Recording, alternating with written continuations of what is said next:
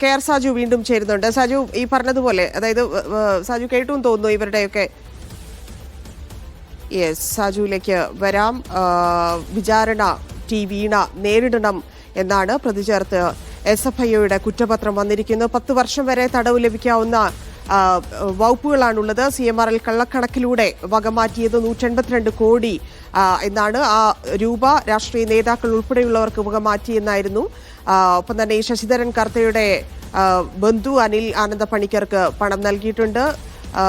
അത്തരത്തിൽ പ്രോസിക്യൂഷന് അനുമതി നൽകുന്ന, ഈ വിചാരണയ്ക്കുള്ള അനുമതി നൽകുന്ന നീക്കത്തിലേക്കാണ് SFI കടന്നിരിക്കുന്നത്. കെ ആർ സാജു വീണ്ടും ചേരുന്നു. സാജു, നേരത്തെ ഈ പ്രതികരണങ്ങൾ കേട്ടു എന്ന് കരുതുന്നു. ഇതിൽ പറയുന്ന, അതായത് രാഷ്ട്രീയമായിട്ടുള്ള ഒരു കാര്യം എന്ന് പറഞ്ഞാൽ അതിൽ നേരത്തെ 2009 കണ്ടെത്തലിൽ ഒരുപാട് പേരുകളുണ്ട്. എന്തുകൊണ്ട് ആ പേരുകളിലേക്ക് പോയില്ല എന്നൊരു ചോദ്യം അവിടെ നിലനിർത്തിക്കൊണ്ട് തന്നെ നിയമപരമായിട്ട് ഇനി എങ്ങനെയായിരിക്കും വീണയ്ക്ക് മുന്നോട്ട് പോകാൻ സാധിക്കുക? സർക്കാരിനെ സംബന്ധിച്ച് നിലവിലുണ്ടായിരിക്കുന്ന തിരിച്ചടി, ഇപ്പൊ കഴിഞ്ഞ ദിവസമൊക്കെ കോടതിയിൽ മാത്യു കുഴൽനാടിന് നേരിട്ട തിരിച്ചടി, ആ തെളിവുകളുടെ അഭാവമൊക്കെ കണ്ടതാണ്. ആ തരത്തിൽ നോക്കുമ്പോൾ ഇത് നിലനിൽക്കാനോ ഇല്ലെങ്കിൽ എന്ത് മൂവായിട്ടാണ് ഇതിനെ കാണേണ്ടത്? തന്നെ ഇത് കമ്പനികാര്യ നിയമത്തിലെ 447 വകുപ്പ് പ്രകാരമാണ് വീണ അടക്കമുള്ളവർക്കെതിരെയുള്ള കുറ്റപത്രം തയ്യാറാക്കിയിരിക്കുന്നതും അതിന് കമ്പനികാര്യ മന്ത്രാലയം പ്രോസിക്യൂഷൻ അനുമതി നൽകുകയും ചെയ്തിരിക്കുന്നത്. ഇതിനകത്ത് ഇനി നടക്കേണ്ട നടപടികൾ എന്ന് പറഞ്ഞാൽ സാമ്പത്തിക കുറ്റകൃത്യങ്ങൾ പരിഗണിക്കുന്ന കോടതി വഴി ഇതിൽ വിചാരണ നടക്കണം. അതിനുശേഷം മാത്രമായിരിക്കും ആ വിചാരണ നടപടികൾ പൂർത്തിയായി ഇവർ കുറ്റം ചെയ്തതായി കണ്ടെത്തുമ്പോൾ മാത്രമാണ് ഇവർ കുറ്റക്കാരായി മാറുക. അപ്പോഴും ഇവർക്ക് ലഭിക്കാവുന്ന ശിക്ഷ 6 മാസം മുതൽ 3 വർഷം വരെ 6 മാസം മുതൽ 10 വർഷം വരെ തടവ് ശിക്ഷ ലഭിക്കാവുന്ന കുറ്റമാണിത്. ഒപ്പം തന്നെ ഈ എത്ര രൂപയാണോ ക്രമക്കേട് നടത്തിയത്, ആ ക്രമക്കേട് നടത്തിയ തുകയുടെ 3 ഇരട്ടി വരെ പിഴയായി ഈടാക്കാൻ കഴിയുന്ന വ്യവസ്ഥകൾ കൂടി അടങ്ങുന്നതാണ് ഈ വകുപ്പ്. ഇത് പ്രകാരം നിലവിൽ പ്രതി ചേർത്തിട്ടുള്ളത് നമ്മൾ പരിശോധിക്കപ്പെട്ട് കഴിഞ്ഞാൽ ഇതിനകത്ത് മുഖ്യമന്ത്രിയുടെ മകൾ വീണയും അതുപോലെ അവരുടെ പേരിലുണ്ടായിരുന്ന എക്സാലോജിക് സൊല്യൂഷനും കൂടി ചേർന്ന് 2.70 കോടി രൂപ അനധികൃതമായി കൈപ്പറ്റി CMRLൽ നിന്ന് എന്നാണ് കണ്ടെത്തിയത്. അതായത് യാതൊരു സേവനവും നൽകാതെ പണം കൈപ്പറ്റി എന്നാണ് SFIയുടെ കണ്ടെത്തൽ. ഇതിൽ CMRL നിന്നും എംപവർ ഇന്ത്യ എന്ന കമ്പനിയിൽ നിന്നും കൈപ്പറ്റി എന്നാണ്, എക്സാലോജിക് കൈപ്പറ്റി എന്നാണ് ഇവർ കണ്ടെത്തലിലേക്ക് എത്തിയിരിക്കുന്നത്. ശശിധരൻ കർത്തയും, അതായത് CMRLന്റെ MD കൂടിയായ ശശിധരൻ കർത്തയും ഭാര്യയുമാണ് എംപവർ ഇന്ത്യ എന്ന കമ്പനിയുടെയും ഡയറക്ടർമാർ. വീണ ടിക്കും ശശിധരൻ കർത്തയ്ക്കും എക്സാലോജിക് സൊല്യൂഷനും CMRLനും എതിരെയാണ് കമ്പനികാര്യ ചട്ടത്തിലെ 447 വകുപ്പ് ചുമത്തിയിരിക്കുന്നത്.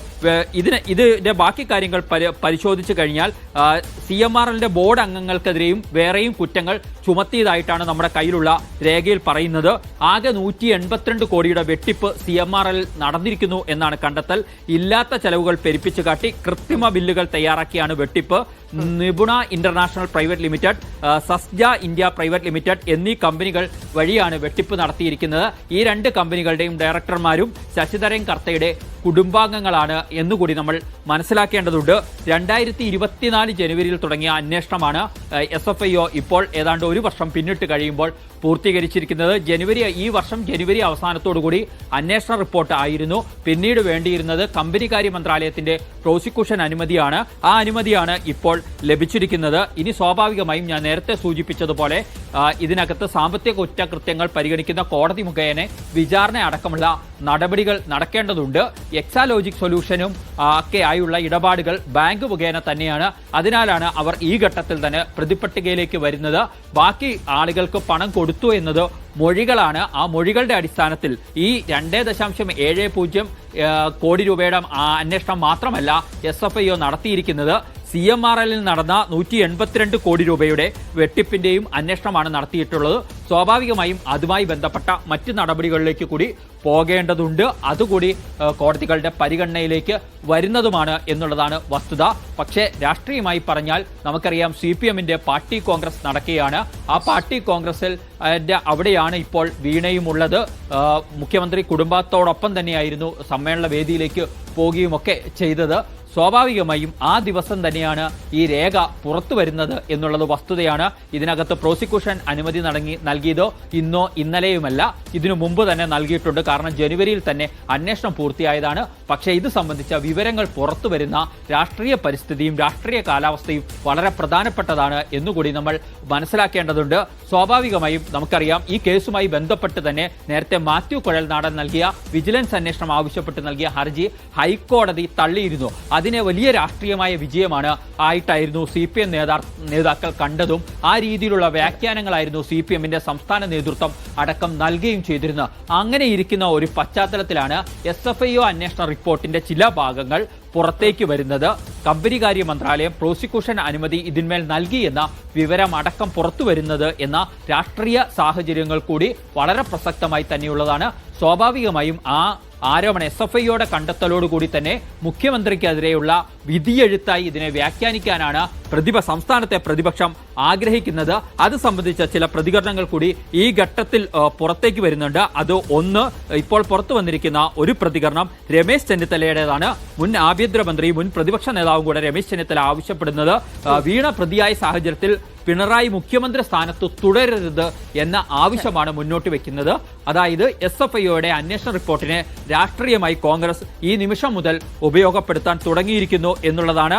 ഉടൻ രാജിവെക്കണം എന്നാണ് കോൺഗ്രസിന്റെ വർക്കിംഗ് കമ്മിറ്റി അംഗമായ രമേശ് ചെന്നിത്തലയുടേതായി ആദ്യമായി പുറത്തുവരുന്ന പ്രതികരണം. മുഖ്യമന്ത്രിയുടെ മകളാണ് മാസപ്പടി കേസിൽ കുറ്റവാളിയായിരിക്കുന്നത്. അതുകൊണ്ട് 10 വർഷം വരെ ശിക്ഷ കിട്ടാവുന്ന കുറ്റമാണ് ചുമത്തിയിരിക്കുന്നത്. മുഖ്യമന്ത്രിയുടെ മകൾ എന്ന നിലയിൽ പ്രതിമാസം ലഭിച്ച മാസപ്പടിയാണ് ഇത് എന്ന കാര്യം വളരെ വ്യക്തമാണ് എന്നാണ് രമേശ് ചെന്നിത്തല ആരോപിക്കുന്നത്. സ്വന്തം മകളെ ഉപയോഗിച്ച് കൈക്കൂലി വാങ്ങിയ മുഖ്യമന്ത്രിക്ക് ഒരു നിമിഷം പോലും ഇനി കേരളത്തിന്റെ ഭരണാധികാരിയായി തുടരാൻ അർഹതയില്ല എന്നതടക്കമുള്ള കാര്യങ്ങളാണ് രമേശ് ചെന്നിത്തല ഈ ഘട്ടത്തിൽ ചൂണ്ടിക്കാണിക്കുന്നത് എന്നുകൂടി നമ്മൾ മനസ്സിലാക്കേണ്ടതുണ്ട്. അതായത് SFIOയുടെ അന്വേഷണ റിപ്പോർട്ടിനെ രാഷ്ട്രീയമായി സംസ്ഥാനത്തെ പ്രതിപക്ഷം ഉപയോഗിക്കാൻ തീരുമാനിച്ചിരിക്കുന്നു. അതിന്റെ ആദ്യ പ്രതിഫലനങ്ങളാണ് രമേശ് ചെന്നിത്തലയുടെ പ്രതികരണത്തിൽ നമ്മൾ കാണുന്നത്. ധന്യ. ശരി സാജു, വാർത്തയിലേക്ക്